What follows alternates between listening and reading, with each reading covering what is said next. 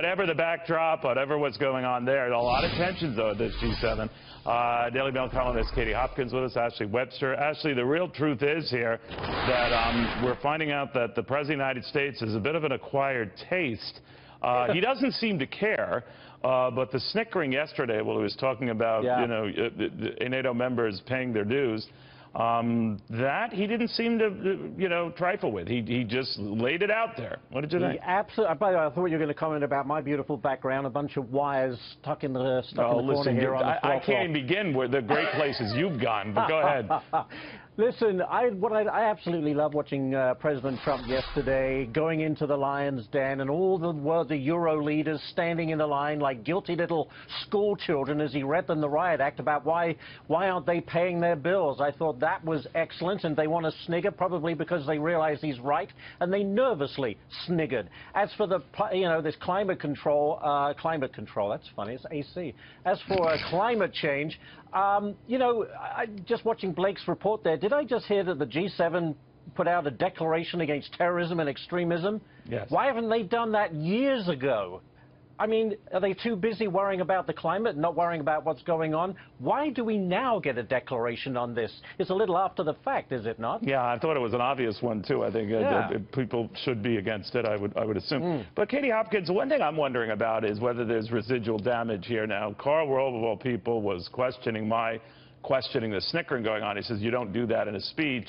But he pointed out that 3 prior presidents had tried to raise quietly with other NATO members, come on, could you share some of this burden, and then they ignored him. So this president obviously felt compelled to say, all right, I'm on the world stage, I'm going to do it.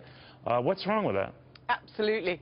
I think we all really enjoyed it. I know I really enjoyed watching him. I enjoyed seeing him shove somebody out the way. I think, he looks like a sort of person that takes not too much notice of those EU politicians. And you'll have to remember, as a brave Brexiteer, as someone who championed Brexit all the way, who's delighted that we're going to get a hard Brexit, to see those men there, those women, sort of giggling away, looking fairly pathetic, knowing that many of them are spending less than 1.5% of their GDP on NATO, which is way below the spending targets that we have in place, and knowing that America spends more than the top, I don't know how many altogether, he's got every right to stand there. He's got every right to tell them that they're in the wrong, and they can't handle the fact that America still pays, American taxpayers still pay to be the global policeman. If anything, those European bureaucrats should be saying thank you to Donald Trump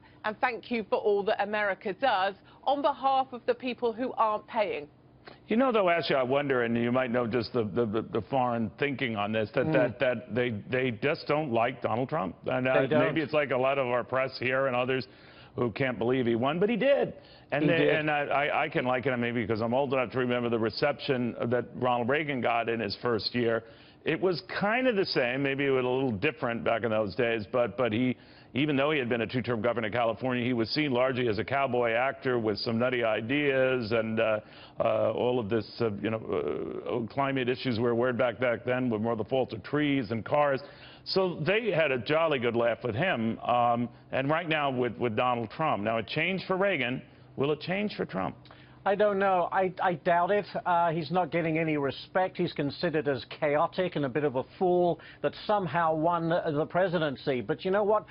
Stop and listen to what he says. He speaks a lot of sense, and especially yesterday when he was chastising them. I've been watching the British coverage of the terror attack in Manchester and about those leaks of information by U.S. authorities, and a lot of the outlets in the U.K. blaming the chaoticness of the Trump campaign, saying you don't even have a permanent FBI director, so it's no surprise because of Donald Trump that this kind of stuff happens, which is wholly unfair, but that's the kind of lack of respect he gets. Katie, real quickly on that, I noticed that this president is getting raked over the coals much more on this security leak that didn't even involve him directly than Barack Obama did when he visited Europe shortly after we found out that we were taping phone calls with foreign leaders, including Angela Merkel. Barely a slap on the wrist back then. What did you make of that? Absolutely, and it seems to me that, you know, many of the British public, many of the people, the mainstream media here, they're happy to land the blame on Trump because he seems like such an obviously, look, you know, he's not a politician. What would he know? It's obviously chaos. Missing the fact that what, you know, Trump has inherited is Obama's kind of special service, secret service, the FBI, the dark forces that work. They are Obama's. They are leaky as a bucket with a hole in the bottom, and that isn't Trump's issue. He didn't make that happen. That's happened because of Obama. But still, Trump is kind enough, good enough, man enough to stand up and say, we take accountability, we take responsibility, we will fix this. And actually, those words, it's music to my ears at the moment, because no one in this country is saying, we will fix this. We've got a massive problem with terrorism. We're under the highest warning that there is, critical. Our ER departments were put on standby this morning to prepare for patients that haven't even been hit yet, because we are due to fall at any moment. And yet we have no one in the UK saying, we will fix this. It seems to me it's much easier for the Liberal left to pick on Trump than to address our own problems here at home. But it carries much more cachet when you say leaky bucket with a hole at the bottom. A leaky bucket. Yes, I like that very much. That's Obama's FBI. Carries leaky far bucket. more clout. All right, there we go. That's enough out of you, young man. Katie, thank you both very, very much.